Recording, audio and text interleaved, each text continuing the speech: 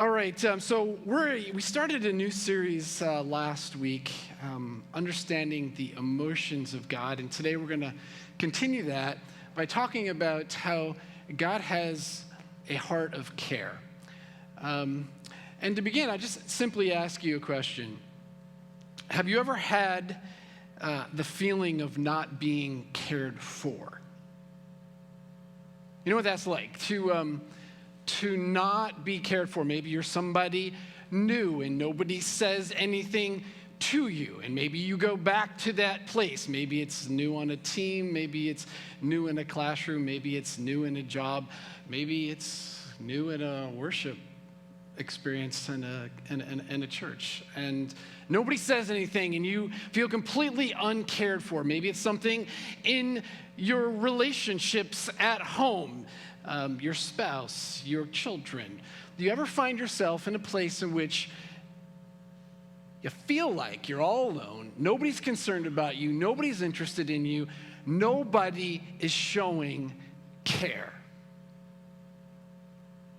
Now, I'm certain that you've had that experience. I know that I've had that experience. And really, this past week, as I was thinking about that, I went back to a sensitive place in my heart to when I was a freshman in high school.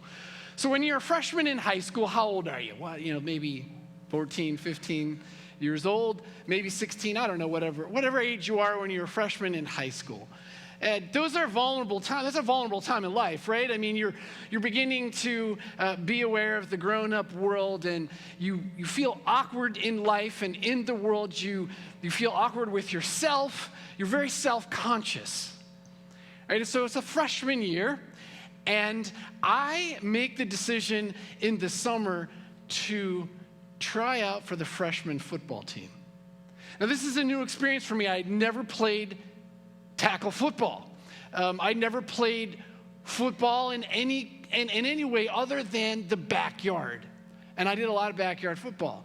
And I felt pretty confident in my skill in the backyard. And I would I'd play with my cousins who played football. They played organized tackle football, and not only did they play, they excelled. They were the best players on their team, and I felt like I could compete with them just fine, and so I decided to go out for freshman football. I can still remember it in my mind's eye. I remember the school. I remember the grass field. I remember the hill. I remember doing the drills. I remember being completely alone, not knowing anybody. Not only was this a new experience for me, doing a new sport, but it was with a whole group of new people. I never attended this school, so I didn't know anybody. A new sport. Now, in football, they have you do all kinds of crazy stretches and all kinds of weird drills, and in your body, they make you move your feet different ways. I'm tripping over myself. I didn't know what this was. I was alone, feeling awkward. I'm 15 years old. I already feel awkward in life. And so I made it through, the first week and a half of practice, in which it was all two-a-days, run, and I did fine with all that stuff. All you have is a helmet. But then came the day when we were to get our pads. I don't know what a pad is. I mean, I see them. I know that football players wear shoulder pads, but I don't know anything about it. I can remember that this was, okay, boys, we're heading into the gym now. This is the coach, right? We're heading into the gym. We go into the gymnasium, and in the center of the gym, it's a basketball court, right? In the center of the gym are all these tubs. 8, 10 tubs. And in the tubs are these pads. And this was the instruction. Okay, guys, go get your pads. Put it together. Okay, I don't know anybody. I don't know any drills. I've never played organized football. I know people wear pads, but I don't know what pad is what and what pad goes where. I don't know how to do this. And so I watch the guys. And you go up here and you collect one of these and you collect one of those and you collect this and you collect that. And so I collect all these things. I get my pants, I get my jersey, I bring it all back, and I got this pile of stuff. And I don't know what goes where. I've never done this before. I felt like a complete idiot, a fool. And so I'm just trying to watch other people to try and figure this thing out. But the whole process was so humiliating. Nobody showed me anything. Nobody showed any concern. Nobody showed any interest. Nobody showed any care. Nobody helped me. I went on with practice for the rest of the day and the next day and did that practice as well. But something changed inside of me. The desire to compete was gone. And so the next day, I think school started at this point. I can remember after school, walking into the coach's office with all of my gear and saying, I quit. I quit, I'm done. And I'll never forget what the coach said to me. He looked at me in the eye, he's like, you're quitting now? You made it through all the hard stuff. I see you out there in the field. I see what you're doing. You can do this, and you're quitting now? And I said, I quit. I'm done. It was the first time that I felt like somebody noticed me. It was the first time I felt like somebody cared for me. Was in that moment, but it was too late. So I handed all the stuff, I walked out, and I felt a great relief because no more did I have to go back to a group of people who showed no interest, no care, and no concern for me. Now, I don't know if I made the right choice. I have boys now who have done the same thing in terms of played football. Now, they actually played, I didn't. I have one who's playing college football right now out at Grove City. But that feeling of not feeling cared for motivated me back in 2011 when the first one started to play. We were invited as parents to volunteer to help out. And I volunteered to help out in the equipment room. And I volunteered to help out in the equipment room because I didn't want to see any kid go in, pick up their pads, and not know what to do and feel uncared for because it was foreign, it was new. I wanted them to feel cared for. And so I wanted to show care to them. Today we're talking about how it is that we as people have this emotion to be cared for, but we're talking about God who has the emotion to demonstrate care, the same way in which I had the emotion to demonstrate care to young kids who've never played the game. Now, why is it that we as people have this feeling, this desire to be cared for? Well, the reason is that you and I have been made in the image, we've been made in the likeness of God. And what that means is that we've been designed to be in relationship. You see, God exists as a person, three distinct persons, the Father, the Son, and the Spirit, have existed in eternity past, have always existed, the only person who's always existed, and God has existed in relationship. And when he created people, he said, let us make man in our image, in our likeness. And part of being made in the image and likeness of God is being made with personality and being made to be connected in meaningful relationships. It's one of the things that we talk about being internally strong is to be connected in meaningful relationships. We need to be connected in meaningful relationships. God exists in a perfect relationship, caring for each person in the Trinity, each person caring for each other. We see that demonstrated when God the Father and the Spirit send the Son into the world.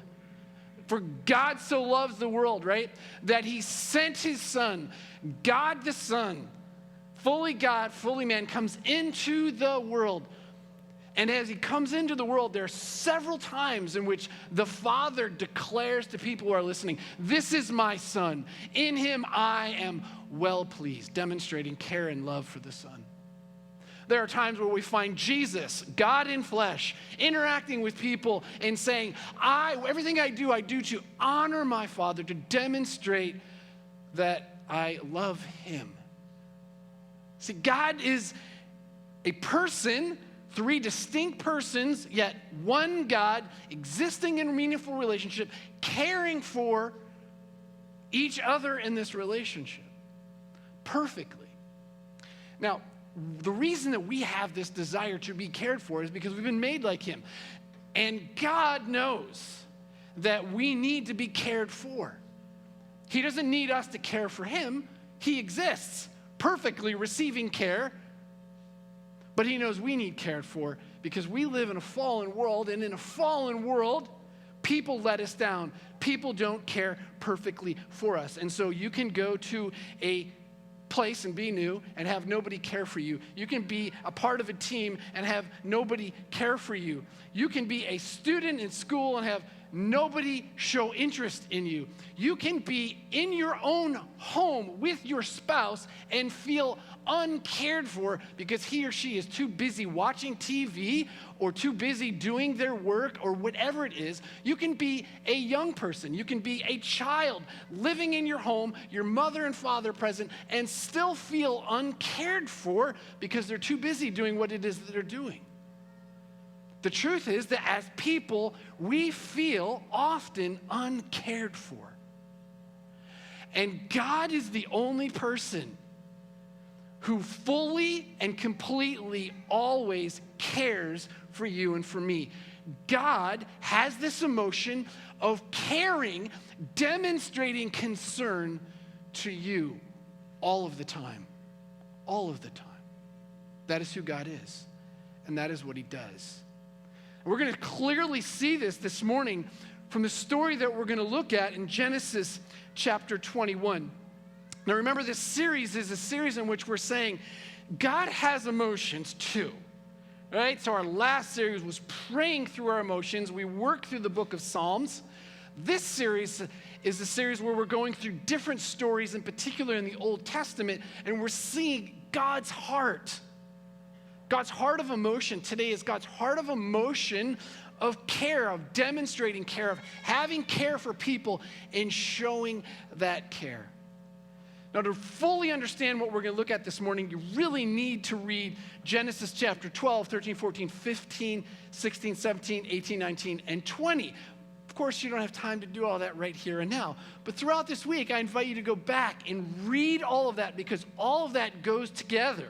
And Genesis 21 is kind of like a culmination of all of that story, which takes place over a couple of decades. Genesis 21, though, here we go. We're going to read this story. It's a long story.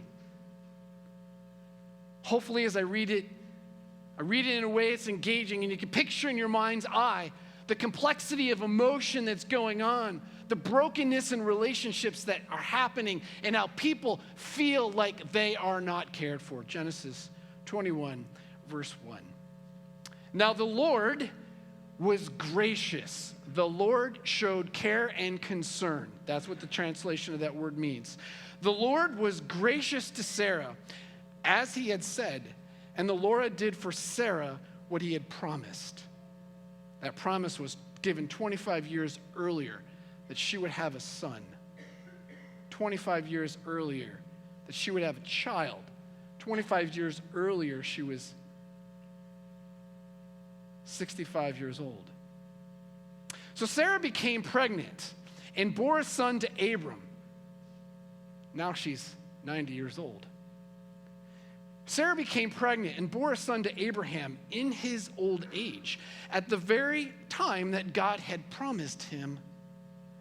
Abraham gave the name Isaac to the son Sarah bore him, and when his son Isaac was 8 days old, Abraham circumcised him as God had commanded him. Now Abraham was 100 years old when his son Isaac was born to him. And Sarah said, God has brought me laughter. At 90 years old, I'm having a child. I have a son. And everyone who hears about this will laugh with me. And she added, he who would have said to Abraham, or who would have said to Abraham and said that Sarah would nurse children at 90 years old. Yet I have borne him a son in his old age. Now the child grew and was weaned, and on the day that Isaac, which his name means laughter, was weaned, Abraham held a great feast. So Isaac is probably 2 years old. But Sarah saw that the son whom Hagar the Egyptian had borne to Abraham had a sexual relationship with Hagar. Hagar was the servant to Sarah. It was Sarah's idea so as to give a son to Abraham. So she gave Hagar to Abraham as his wife to to have a child. So Hagar, birthed a child. His name is Ishmael. At this point, Ishmael is 16 years old. So the child grew and was weaned, back to verse 8, and on the day that Isaac was weaned, Abraham held a great feast, but Sarah saw that the son whom Hagar, notice Ishmael's name is not even mentioned, the son whom Hagar, notice the derogatory way in which she refers to Hagar, but Sarah saw that the son whom Hagar, the Egyptian, had born to Abraham was mocking. So Ishmael's mocking Isaac. 16-year-old mocking a 2-year-old. What's wrong with that? And she said to Abraham, get rid of that slave woman and her son, for that slave woman's son will never share in the inheritance with my own son, Isaac. Now the matter distressed Abraham greatly. Now remember, Abraham is the father of Ishmael, because it concerned his son. But God said to him, do not be so distressed about the boy and your maidservant. Listen to whatever Sarah tells you, because it is through Isaac that your offspring will be reckoned. And I will make the son of the maidservant, I will make Ishmael into a nation also, because he is your offspring. So early the next morning, Abraham took some food and a skin of water and gave them to Hagar. And he set them on her shoulders and then set her off with the boy. How do you do this? And she went on her way, and she wandered in the desert of Beersheba. Now when the water in the skin was gone, she put the boy under one of the bushes. The Hebrew, the word for put under a bush, that word for put under, the best translation is to throw or to cast. And it's most often used with the casting or the throwing of a dead body into a grave. That's what the word means. And thus, most likely, the best translation is she left him underneath a tree to die. This is where she's at, and this is where he's at.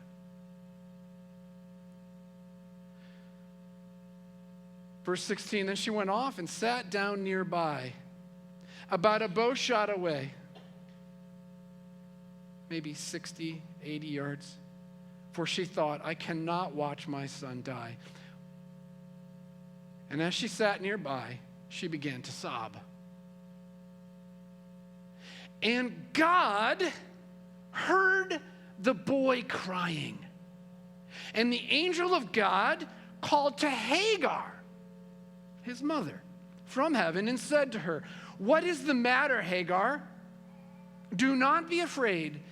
God has heard the boy crying as he lies there. So go pick up the boy and take him by the hand, for I will make him into a great nation. So then God opened her eyes, and she saw a well of water. So she went and she filled the skin with water and gave the boy a drink. And God was with the boy as he grew up, and he lived in the desert and became an archer. And while he was living in the desert of Paran, his mother got him a wife from Egypt. Wow, what a story, right? I mean, and there's so much going on in this story, and your heart is yanked here and there and in different ways. And especially when you start in Genesis chapter 12 and you read 13 and 14 and 15 and 16, and when you get to 16 and you learn of the story of Hagar and the maidservant and Sarah's idea, we need to have a child, we need to have a son, because God isn't coming through. God promised us 10 years prior that he's going to give us a son, but God has not been faithful to his promise at this point. We need to have somebody through whom to kind of help God make this promise happen. So why don't you take her and use her to get a son? And Hagar feels used. And 16 tells us that she feels so used that she becomes bitter towards Sarah. And then Sarah doesn't like this, because now her servant, who'd been, providing and taking care of her and serving for her, because Abraham and Sarah are incredibly wealthy. So Sarah mistreats her. Because Abraham says, do with her whatever you want. She's your maidservant, not mine. But Hagar, she feels used. Here she's got a child growing within her because this man, her boss, came and slept with her. Sarah, she doesn't like her, so she mistreats her, and then Hagar flees. And she's out, interestingly, again in the desert, and God appears to her and says, go back home, stay there, I'm going to bless you, and that child with you is going to turn into a great nation. And so she goes back. And this story that we read today is 16 years later. You can imagine the tension that exists in this family unit for 16 years. How much there's Ishmael, this son. Abraham is the father of this son. This is his son, yet he's the son to the servant girl. How does his wife, Sarah, feel about the servant girl? How does the servant girl feel? I mean, all this is just complex. It's ugly. It's a mess. It's a lot like our lives today. It's a lot like how things go in people's relationships today, especially with the way that sex goes. It just creates a big mess. And so there's this big mess. And amidst all of this, the theme, the big idea, as you read through all of these verses and through this whole story, the big idea is that God cares. He cares about Sarah, he cares about Abraham, he cares about Isaac, he cares about Hagar, he cares about Ishmael. God cares about all of these people and their wishes and desires and their dreams and their hopes in life. And when you look at this text and you study this text from the perspective of God and the heart of God, it's undoubtedly clear, verse by verse, there's 5 different ways in this 21 verses that God demonstrates that he cares. The very first one is the first phrase that we encounter in verse 1, in which the phrase is, now the Lord was gracious to Sarah. God is gracious to Sarah. And that word gracious means to attend to with care. To attend to with care. God sees an issue, God sees a concern, God sees a desire, and God cares about that. God cares for Sarah. God cares about her wishes. God cares about her desires to be a mother. God appeared to her 25 years prior to this and promised that she would be a mother. God cared about her desires. For 75 years, or for 65 years of desiring to be a mother, not ever being a mother, but God cares. So the Hebrew word for gracious, the English word translated gracious, the Hebrew word pakad is to attend to with care. Now that word is used over 300 times in the Old Testament, and it's a difficult word to translate. And so I'm going to put up here a quote for us to kind of to dig into that. There's probably no other Hebrew verb that has caused translators so much trouble as pakad. Spieser considers the root meaning to be attend to with care. It's impossible to prove whether this is the actual origin, but the fact that is at least half of the occurrences involve positive actions, note this, by a superior in relation to his subordinate. And because we see this, it strongly suggests that such action is a vital part of the meaning of the word. And therefore, what we end up finding is that multiple Bible dictionaries and commentators and lexicons translate pakad as to attend to with care in some way. And so here's another, the next slide, just kind of lists off several different resources that give us this definition. So the Theological Workbook of the Old Testament, attend to with care, B2B, pay attention to, observe with care, right? The New American Standard Hebrew, to attend to visit, to demonstrate concern. Vine's Compository, to number, to visit, to be concerned with, or to look after. The very first thing that we find in verse 1, verse phrase, is that God demonstrates a heart of concern, a heart of care. God is gracious to Sarah. Now, as you keep reading, we find down in verse 5, the second expression, the second way in which God demonstrates care. And you see it evidenced in Sarah's understanding of what's taking place inside of her, right? And so Sarah says this, verse 5 tells us that Abraham was 100 years old when his son Isaac was born to him. And Sarah says, what does she say? God. Who? Herself and Abraham were the ones to be able to produce this child within them. 90 years old, 100 years old, they somehow drank some magic water. They went to the doctor and did all the medical treatment necessary to get enough eggs. They did this artificial seminate. No, none of that, right? It's God. God is the one who has brought me great laughter. Brought me great laughter. What does it mean that he's brought me great laughter? Well, if you go back to 18, God appears to Abraham and he appears to Sarah and he says, I'm going to give you a child at this time next year. And Sarah laughs. She goes, there's no way. This is impossible. I'm 90 years old. My husband's 99. I'm 89. My husband's 90. There's no way this is possible. She laughs, right? And how could it be possible that now in my old age that God is going to give me the thing that I've desired? Provide this, the phrase is pleasure. Give me this pleasure to be a mother, right? And so here we are a year later, and God has done this. God has met her desires, the desires of her heart.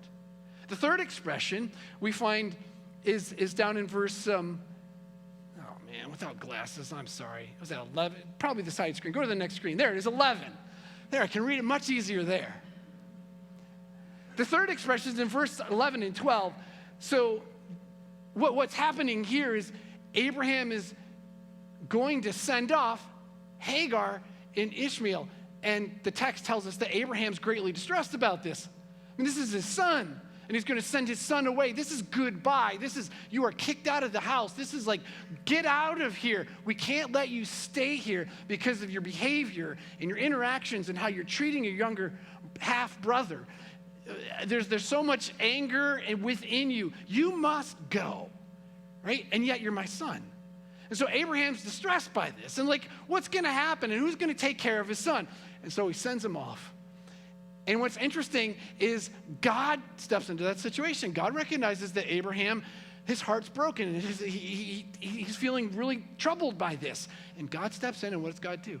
God says to Abraham, don't be distressed. I got this. And I'm going to be with your son. And matter of fact, I'm going to be with your son, and I'm going to bless your son. I'm going to turn your son into a great nation. God cares for Abraham and Abraham's distress. The fourth time that we see this is in verse 17. So now Hagar and Ishmael, they're out in the wilderness, and they're dying. They're out of food, they're out of water, they're dying. They are going to be dead within the day. And the text tells us that God hears the boy crying. God hears this young teenager about to die, and God's heart is moved to care, to do something, right? God, he hears that the boy is crying, so God calls out to his mother, Hagar. He also sees his mother, Hagar, who is in deep distress, feeling like, I can't watch my son die, and I'm going to die, and this is a horrible situation. Can you imagine? Well, near death. And God steps in at that moment, near death.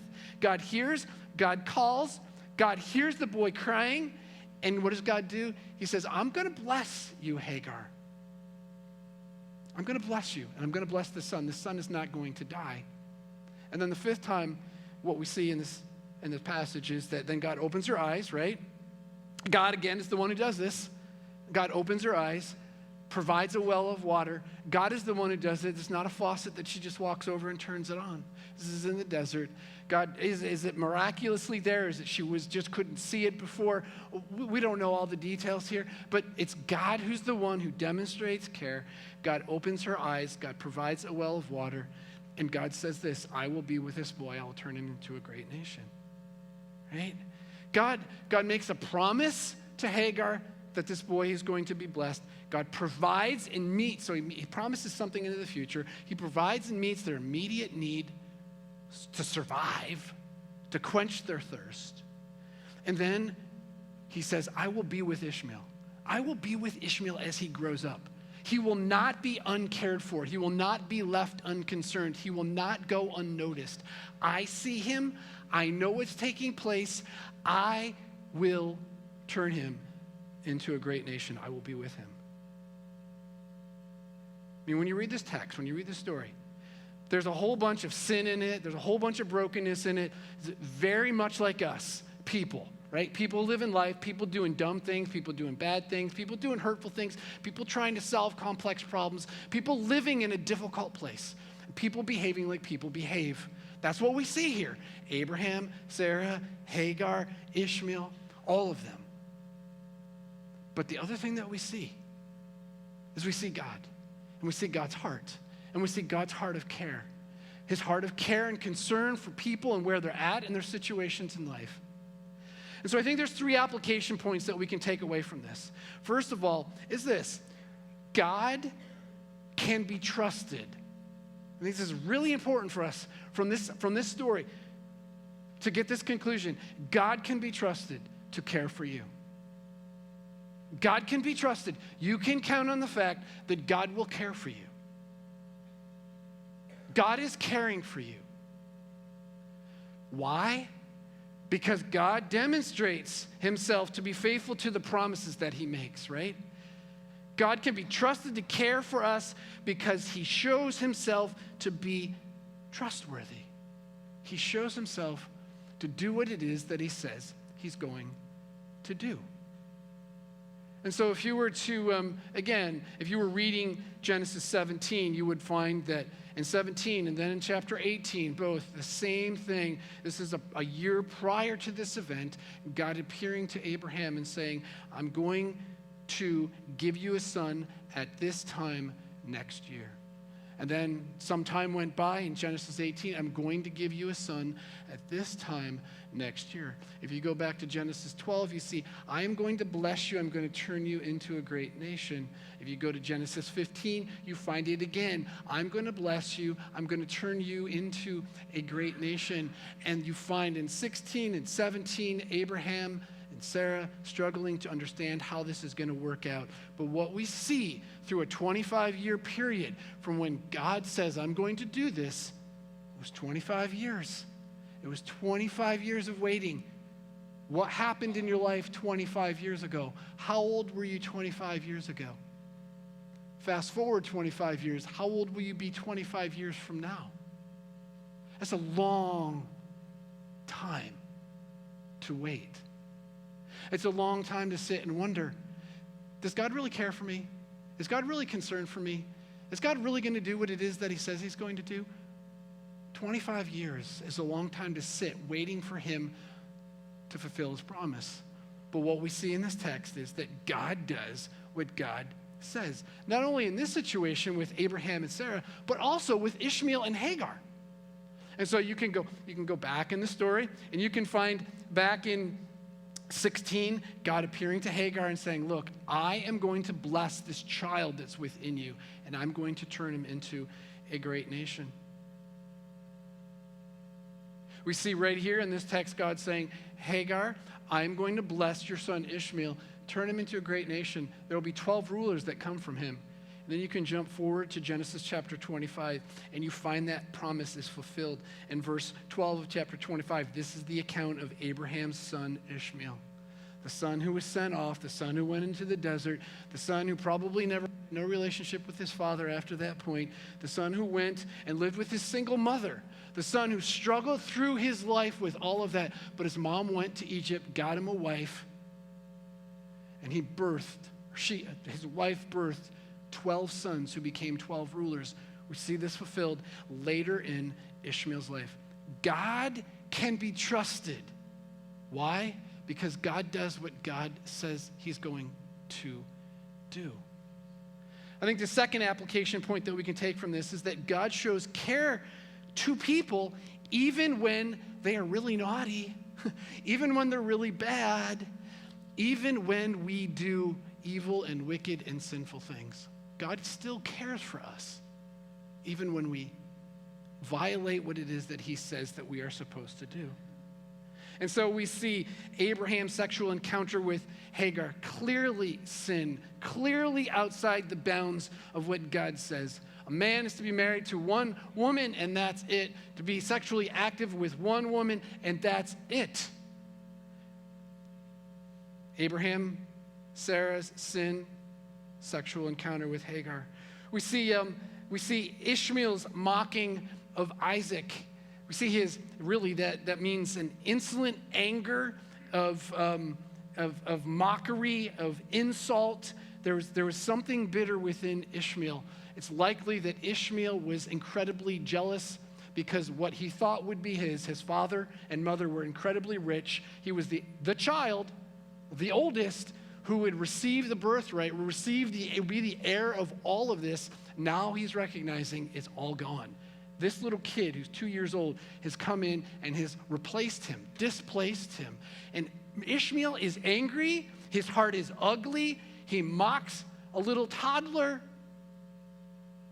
And yet God later on still provides, still cares, still blesses him. Repeatedly throughout this story, we see all kinds of sin and the way that people behave. Yet we see that God shows care despite people's sinful behavior. And then third, God's supernatural care is not always realized in difficult times. And so this is where it gets really hard, right? God cares for me? What do you mean God cares for me? Look at my life right now. And you're in whatever situation in your life, there's challenges in your life right now. You've definitely, if you're not dealing with something hard right now, it's going to come. Right? And so on Thursday, I went home after work. And I come home and I walk in the house and then I go back out in the deck and my wife is not there. My son is there. And I step outside and what's going on? Mr. Brad just fell off a ladder from 20 feet and he's lying there on the ground. This is my neighbor lying on the ground. And my wife is over there with Brad and Brad's wife, and he's lying there on the ground. And I'd been studying this text. I've been working on this message for all week long. God cares. Oh, yeah? And I'm just thinking about Brad as he's laying there on the ground. Like, God, where are you in this? Like, how are you caring in this situation? How are you caring? How is this done? That's a huge question. And it's exactly that feeling is the exact same feeling that Abraham and Sarah had. It's the exact same feeling that Hagar had. It's the exact feeling that Ishmael had. God, your care for me? Yeah, right, you're caring for me? How are you caring for me? We're really old people. We've never had any kids. This is our wish, our hope, our dream, our desire in life. You're not giving that. You're not blessing us. You're not meeting that need. Where are you, God? Obviously, you don't care for me. Right? And that's the thought. That's where we go. God's not big enough. He's not strong enough. Or he's absent. Or he doesn't care enough. Or something. That's the conclusion that we go to. Because life is full of hard things. Over and over in this story, this is what we see. There's hard stuff. There's hard stuff. People deal with hard stuff. People's hearts hurt. People deal physically with hard things. And yet, what we see in this text and what we must remind ourselves is that God does care. He says he cares. He demonstrates himself to be faithful to care. And in our moment in which we're dealing with hard things, the thing is to remind ourselves, God never promised that we're not going to deal with hard things. God never promised that. God never promised that his care for us equals no hardship in life. He never promises that. What he promises, that he will be there with us. He will lead us and guide us and take care of us.